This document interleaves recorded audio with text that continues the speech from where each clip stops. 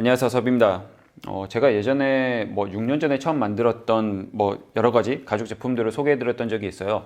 시간이 지나서 이렇게 되다 보니까 이렇게 되었다. 이제 그런 것들을 한번 공유해 드렸었는데, 제가 제일 많이 쓰고 있는 가죽 소품을 소개해 드리려고 합니다. 이 보고 계시는 이 스마트키 케이스죠. 이거는 6년, 7년 전에 만든 건 아니고요. 정확히는 2020년 7월에 만들었습니다. 그때 새로 이 스마트키 케이스를 만들고 나서 지금까지 44개월 정도가 되었죠. 44개월 정도가 지난 가죽 이제 키 케이스고요. 보시면 정말 앤틱하게 변했어요. 네. 정말 손때 많이 타고 관리라고 그런 것도 전혀 없습니다. 가죽 크림 그런 것도 전혀 바르지 않았고요. 그냥 정말 막 썼습니다. 그냥 막 썼는데 정말 근사하게 좀 변해 있죠. 스크래치나 이런 것들 정말 많이 나 있고요. 오염이나 그런 것도 많이 돼 있는데 조금 더러워 보인다고 얘기를 하실 수도 있겠지만 그것보다 정말 클래식하게 변한 이제 가죽입니다. 이거는 제가 이전 영상에서 소개드렸던 토스카노라고 하는 가죽을 썼었고요. 제가 그 가죽을 한번 보여드릴게요. 제가 이전 영상에서는 이 꼬냑이라고 하는 색상을 구매를 했었거든요. 그리고 그거를 소개해드렸었는데, 제가 이 키케이스를 만들었던 것은 이런 진한 톤이 아니라 이 꾸이어 베이지 톤이었습니다. 실제로는 이것보다도 조금 더 연했었어요. 네, 근데 거진 한 만 4년을 쓰고 나니까 이렇게 많이 변했죠. 네, 정말 많이 변했습니다. 그래서 보통은 여기 있는 이 버튼을 각인을 찍어서 하는 경우가 있는데, 저는 그렇게까지 하진 않았고요. 그냥 구멍을 뚫어서 보일 수만 있게끔 만들었었고, 그 다음에 뒤쪽에는 제 각인 차 번호 4자리죠. 그거 각인했었고, 이거는 제가 들고 다니는 키, 그리고 이거는 제 번호, 제 전화번호를 해가지고 이렇게 택처럼 달아줬습니다. 혹시나 분실할 때 이걸 가지고 찾을 수도 있지 않을까 싶어서 이렇게 해놨고요. 자세히 보시면은 정말 스크래치나 그런 것들이 정말 많이 나 있고요. 그러는데 정말 앤틱하게 많이 변해 있습니다. 여기도 이제 오염이나 그런 것들이 정말 많이 돼 있고, 여기 스크래치는 당연하죠. 찍힌 자국이나 그런 것도 정말 많은데, 그리고 이거는 제가 맨 처음에 네이비 색깔로 스티치를 넣었었어요.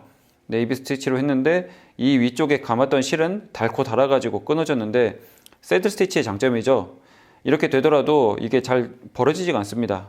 네, 여기가 이제 가죽이 헐었거든요. 헐어서 사가서 떨어졌는데 이렇게 아직 유지가 되고 있는 것을 보면은 확실히 새드 스티치가 튼튼하긴 하구나 라고 생각이 들고, 이쪽은 토코놀로 마무리를 했었는데 조금 많이 이제 더러워진 상태죠.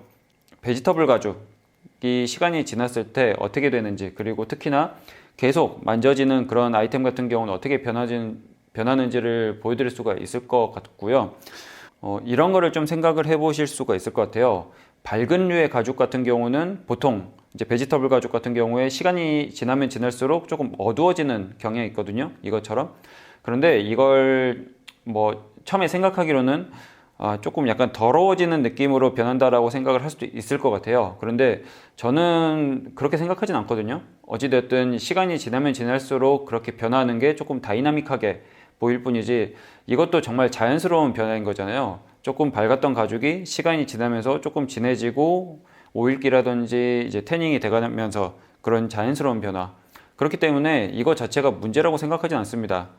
오히려 이것 자체를 처음부터 구현을 할 수가 없잖아요. 시간이 지나고 쌓여야, 그리고 그 사용하는 사람의 이 흔적이 묻어나는 그런 변화라고 생각하기 때문에 참 재미있는, 그리고 즐거운 경험이라고 생각을 합니다. 그래서 44개월 정도 쓴 베지터블 가죽을 한번 공유해 드렸고요. 가죽 제품을 쓰는 맛이 좀 이런 것도 있는 것 같아요. 물론 저는 이제 크롬 가죽을 좀 많이 씁니다. 크롬 가죽 같은 경우는 시간이 지나도 이런 색상이 그리 많이 변하진 않거든요.